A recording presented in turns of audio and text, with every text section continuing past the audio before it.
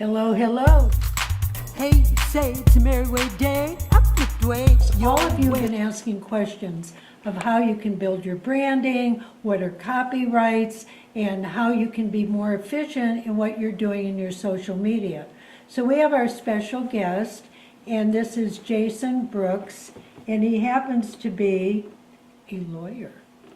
Wow. Don't tell anybody. We don't tell anyone. Or tell everyone. He's also a lifeguard. Let me tell you, I just went through training, and we have total respect for people that are doing multi-work and that's his service to the community as being a lifeguard. As a lifeguard, Oh, we're talking lifeguard. Okay. as a That's right. lifeguard, how is it that you come in close with life and death when you're doing that job sometimes? How do you handle that?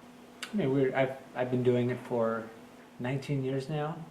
Instinct is the answer. Yeah. I don't know if you've been to our beaches on a busy Sunday or Saturday afternoon. Go on a 4th of July where there's so many people you can't even see the sand. Well, there's really no time to be reactive sometimes, or to have to think about how to do it. It's pure instinct and reaction. And also experience. And experience, Yeah. You know what you're looking for, and you just do what you've been trained to do. Everything we learn in life has an overlap. Let's go back to the commonality between being a lifeguard and how people are struggling now to survive, keep their head above water Sure. in their business world. Just the digital market has created such an open space for creativity. A ton more people sort of competing for eyes. There's a lot more content out there, but there's a lot more opportunity. And as a creator, I think you want to do what works naturally.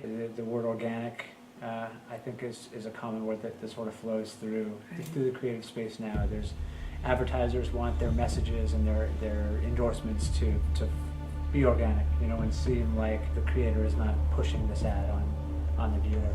That stems from finding the area that you truly are passionate about, finding what works best for you, and figuring out who your audience is. That's a common question, is how do I get followers? How do I grow my following? How do I become famous? It starts with finding a voice, finding ears to talk to, and focusing on that.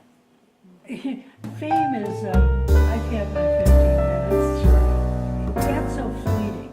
Sustainability is kind of the new measurement. You just aren't a flyby, gee, I got 5 million views when my dog jumped over the fence, right?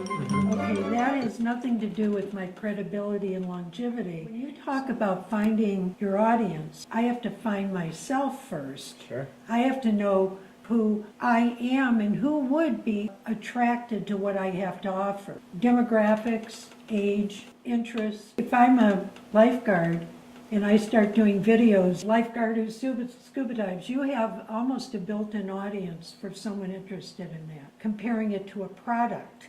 If you're marketing a product and you are the product and what you have to offer, it's difficult for people to really identify themselves and what they have to offer sometimes.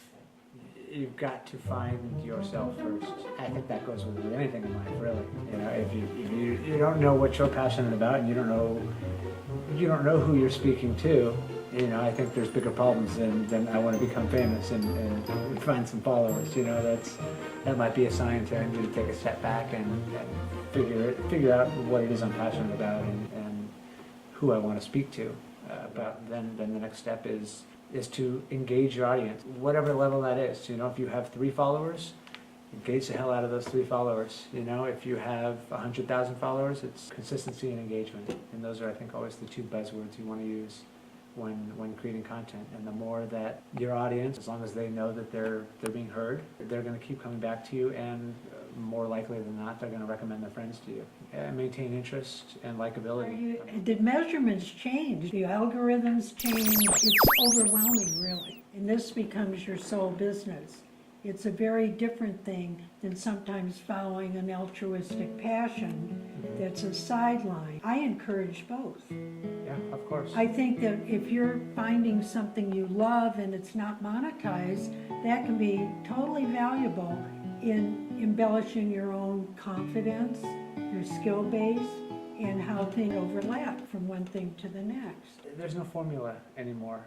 with digital technology, it seems like a new digital platform is opening up once a week at this point, maybe daily. There's so many opportunities and so many outlets to create and to sort of just deliver your craft, you know, whatever that is. And I don't think there's necessarily a prerequisite to have to monetize something right away. I think monetization is sort of that's what everyone gets caught up on. Build a passion project and build a following.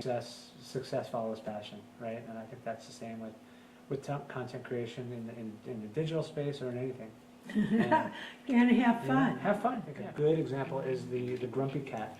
My girlfriend has a grumpy cat photo album, the cure for your grumpy days. Whoever owned Grumpy Cat probably took a couple pictures. This guy's hilarious, started building a following, and they've got this whole merchandising world around their funny looking cat. Jason's information up for you. He's young, he's hip, I like him. Hey, Yeah, I I say like to that. Merrie Hip, Way hip, Day, and Dwayne hopping. your way. Son